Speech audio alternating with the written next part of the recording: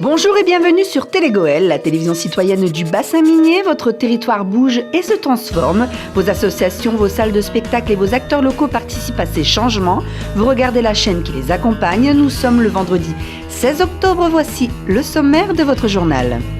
L'inauguration de la nouvelle école Curie à Avion, les innovations publiques au Centre des finances d'Arras et l'exposition des Bourdurailles à Méricourt.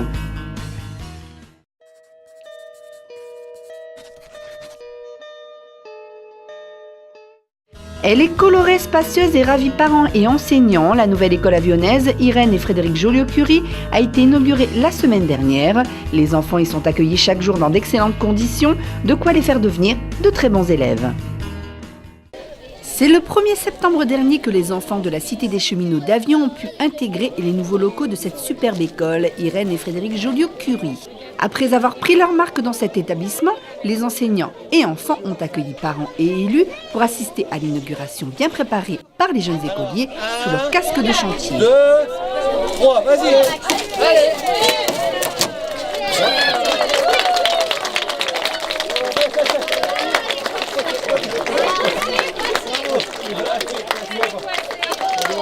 Lancer de ballons, exposition des enfants et coupure de ruban, une inauguration sous le soleil pour une école qui ensoleille chaque jour les leçons des enfants et le travail des enseignants, comme le souligne Madame Poudonçon Sylvie, directrice de l'ancienne école et de la nouvelle. C'est une école qui est très lumineuse, avec des salles de classe vastes, éclairées, spacieuses. Donc ça nous change un peu de celle de la précédente. Il y a une garderie le matin pour l'école maternelle et élémentaire. Ensuite, il y a le bureau, il y a 5 classes. Nous avons 2 salles de motricité, une petite et une beaucoup plus grande. Nous avons une petite rotonde pour faire un coin bibliothèque et lecture de contes. Et puis nous avons des salles d'art visuel entre les classes. C'est une école en plein pied. On avait une classe à l'étage dans l'autre école. Donc c'est plus adapté aux enfants de l'école maternelle. Et puis ce qui est très agréable, c'est les salles d'art visuel où on peut faire la peinture, qui nous évite de salir les salles de classe. Et puis cette grande salle polyvalente pour la motricité, le vélo, les ballons, les cerceaux, qui est très spacieuse pour les petits. Les couloirs sont très très vastes, donc on peut faire passer des fauteuils roulants.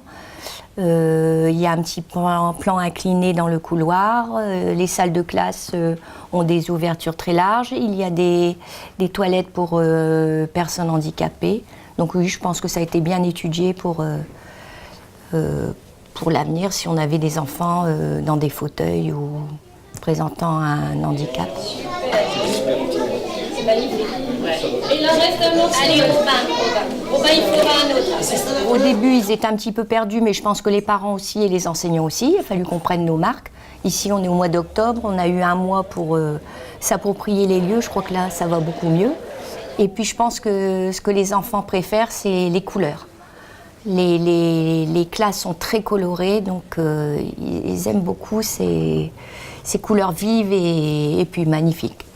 On a été, on a participé 2-3 fois, on est allé en réunion avec l'architecte et monsieur le maire, donc qui nous a permis un peu de demander certaines choses, par exemple les salles d'art visuel, des couloirs larges et des couleurs vives et un plein pied. Alors, elle va servir pour les centres de loisirs l'été. Enfin, pas les parties classe, mais la partie grande salle de motricité, les 2 salles qui sont au niveau de la périscolaire et la petite salle de motricité, mais pas l'accès aux classes. L'ancien bâtiment va être réhabilité pendant toute cette année scolaire. Donc, l'école élémentaire va intégrer ce bâtiment qui sera remis au goût du jour à la rentrée 2016. Et l'ancien bâtiment, l'ancienne école élémentaire sera donnée pour les associations du quartier. C'est magnifique parce que c'est moderne, fonctionnel, spacieux, coloré. Donc c'est vraiment, je pense que c'est un outil magnifique pour les enfants, les enseignantes. Et puis les parents sont ravis. Je pense que tout le monde est vraiment très très content de travailler ici. Après une visite des locaux et les discours traditionnels, les parents et anciens élèves du quartier se sont exprimés sur ce bel outil pédagogique. C'est génial, on a eu l'occasion de comparer l'ancienne école et la nouvelle puisqu'Olivia était à l'ancienne école l'année dernière et c'est vrai que c'est beaucoup plus fonctionnel. Les enfants ont beaucoup plus de place pour évoluer, la largeur des couloirs elle permet d'accéder beaucoup plus facilement avec les poussettes aussi quand on a d'autres enfants en bas âge. Et puis les places pour travailler elles sont vraiment adaptées, les classes beaucoup plus grandes, beaucoup plus spacieuses, mieux adaptées. C'est vrai que par rapport à l'ancienne école, là, ils ont vraiment des salles spécifiques pour la peinture, des salles de motricité qu'ils n'avaient pas de l'autre côté en fait. C'est nettement plus gai qu'à l'époque, parce que l'école maternelle dans laquelle je suis allé, c'était l'endroit où il y a maintenant le club de billard. Il y avait 3 classes, les tout petits, les moyens et les grands. Mais dans les grands, il y avait ceux qui n'étaient pas si bons que ça et qui n'avaient pas sauté de classe pour aller au CP. Et dans la 2e classe, je me rappelle, il y avait une chose de particulière, c'est qu'il y avait des bacs à sable dans les tables. Et donc on pouvait faire des bacs à sable. Je ne sais pas s'il y a beaucoup d'écoles qui avaient ça au niveau des écoles maternelles dans les années 63-64. Puis ce qu'il faut penser, c'est qu'ici on était sur un endroit où avant il y avait des terrains de sport, des préfabriqués, où il y avait les classes de collège, où il y avait énormément d'activités. Et où ça bruissait toujours avec tous les gamins qui étaient ici, parce qu'il y avait la récréation de la maternelle, après il y avait la récréation de l'école des filles en même temps que celle des garçons, et puis après il y avait la récréation du collège, donc ça faisait vraiment une animation forte. Tant qu'en fait il y avait l'école ménagère avec aussi les personnes qui étaient dans cette école ménagère et qui aussi sortaient pour faire des pauses pendant les cours, donc c'était vraiment un moment un peu particulier ici. Et si on compte en plus les cloches de l'église qui sonnaient régulièrement, c'était vraiment un grand centre de vie. Il faut rappeler qu'à l'époque, il y avait au côté du pont Bourrel, il y avait la CCPM, il y avait chez Naine, il y avait un bistrot, il y avait des fleurs, etc. Donc c'était vraiment un grand centre de vie. Et Asquin, le marchand de journaux, à côté du docteur Bigot. Oui. Je me rappelle qu'on avait manqué de faire une pétition quand j'avais 11 ans, parce qu'on ne voulait pas aller dans l'école du centre, parce qu'ici c'était mieux. Et donc la cité des cheminots, c'était quelque chose de particulier, on ne voulait pas y aller. Et c'est amusant, c'est que sur l'école de CM2 de 71, avec M. Emery, eh bien, il y a une quinzaine de personnes que je connais encore et avec qui je corresponds plus ou moins souvent. Donc c'est très amusant, il y en a qui habitent dans le sud de la France, il y en a qui habitent sur l'île, il y en a qui habitent à Arras, il y en a qui habitent à Vion. Cette nouvelle école Curie sera comme à l'époque un haut lieu de joie et de vie que les enfants auront du mal à quitter, tout comme l'a été Pascal. Si vous ne l'avez pas encore fait, allez faire un tour sur le site des finances publiques impôts.gouv.fr qui vous permet de déclarer vos revenus, mais pas seulement, beaucoup d'autres outils sont à votre disposition, notamment le règlement des cantines, garderies et autres services de votre collectivité, bientôt en ligne pour certaines communes.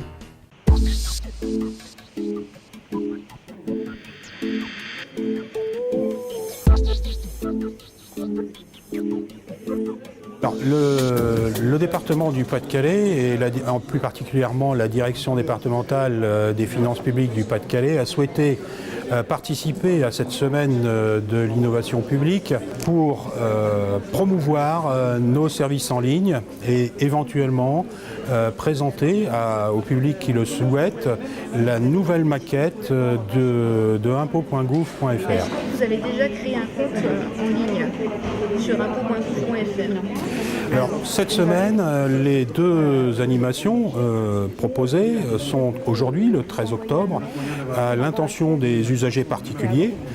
Plutôt que de se déplacer au centre des finances publiques, ils peuvent le faire de façon dématérialisée à partir du site impôts.gouv. Alors, des démarches qui peuvent être à la fois fiscales ou non fiscales, puisque la déclaration d'impôt fait partie de ces démarches, la déclaration d'impôt en ligne, à partir, comme vous le savez, d'une déclaration pré-remplie.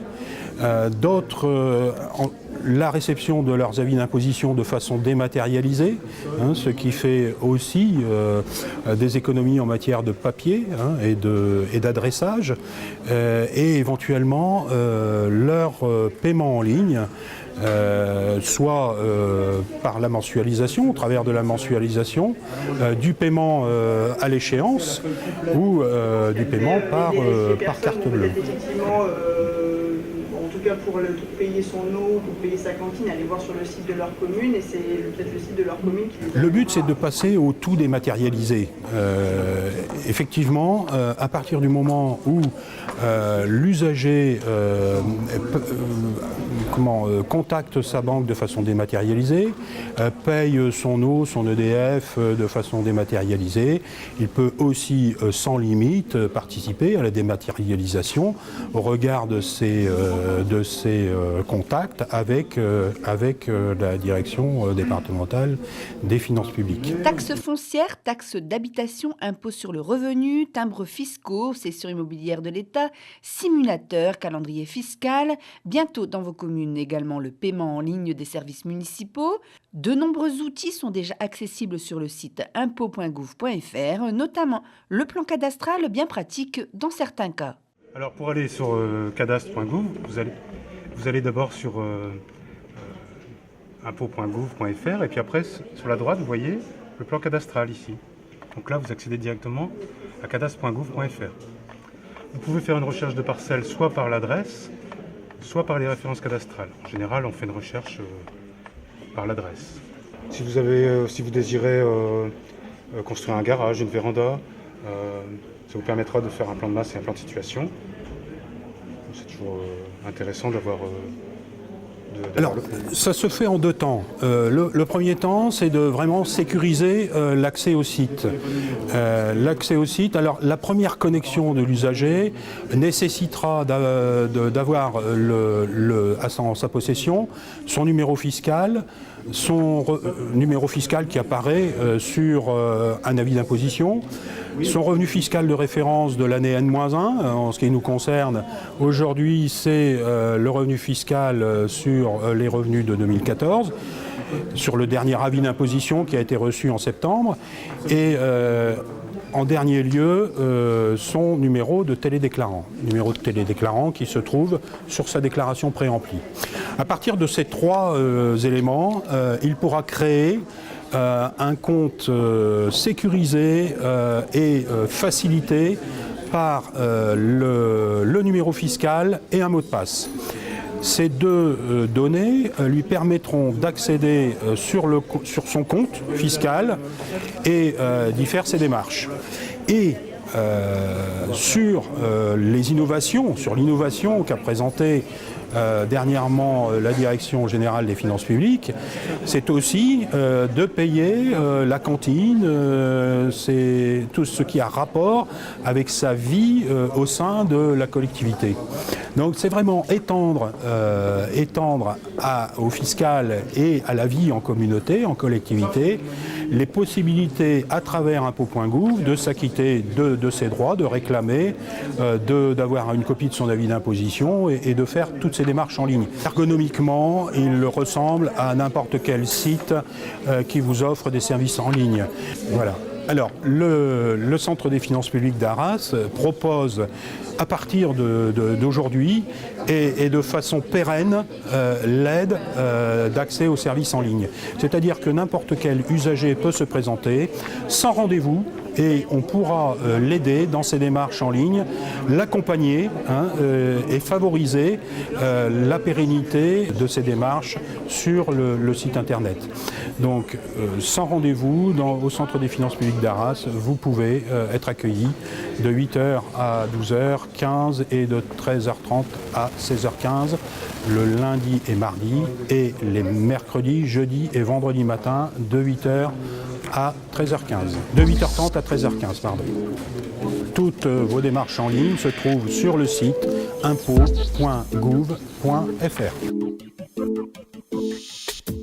Au cœur des cités cheminots des villes d'Avion et Méricourt, il fallait bien une exposition comme celle-ci.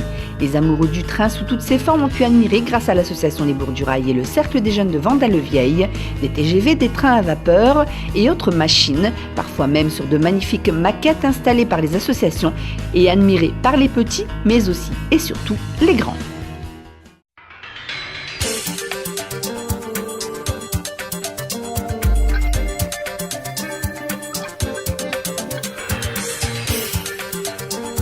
On a été invité par monsieur Serge Delvaux pour venir justement rehausser son exposition pour la deuxième fois organisée par les Bords du Rail.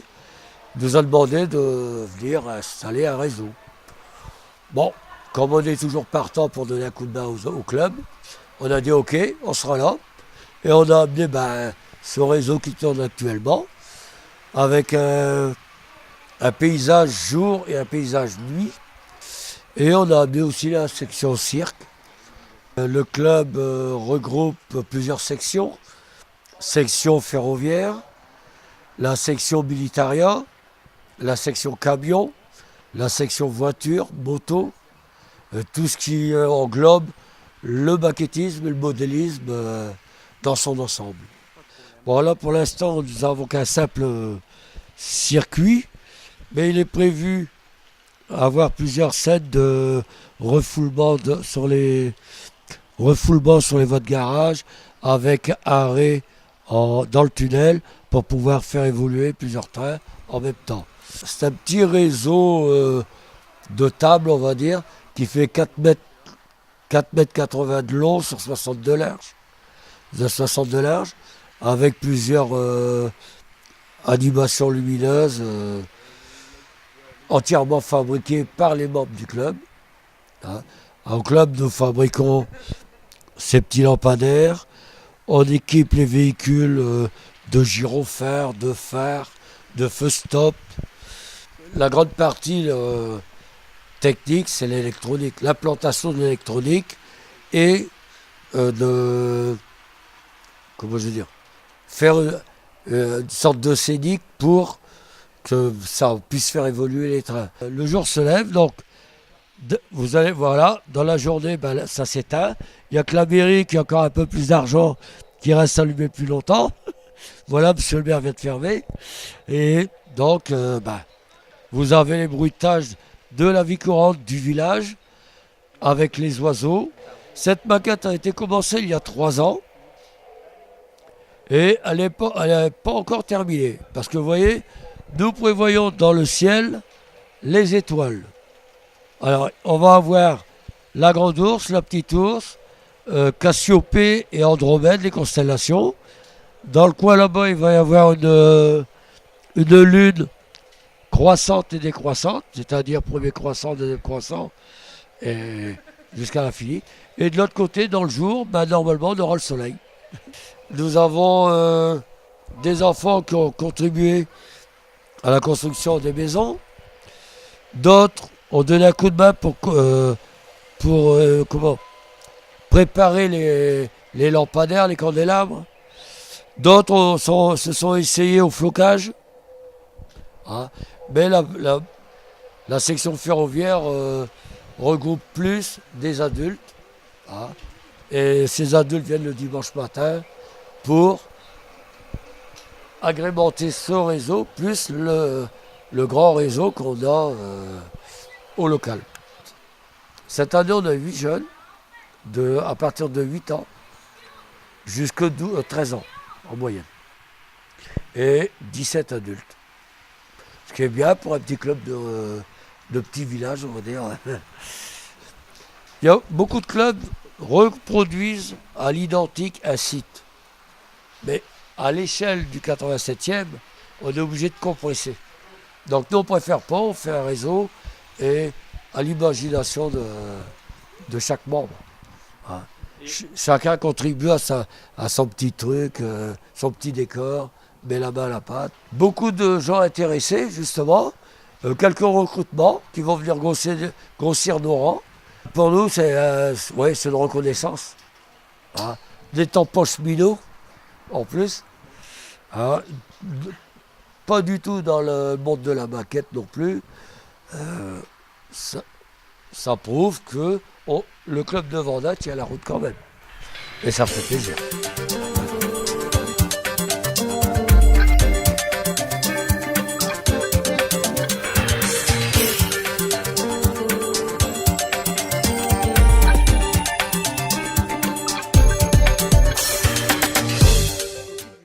Ce journal est terminé, un spectacle pour enfants dans le fil de l'actu suivi de vos émissions habituelles. On se retrouve mercredi 21 octobre pour une nouvelle édition.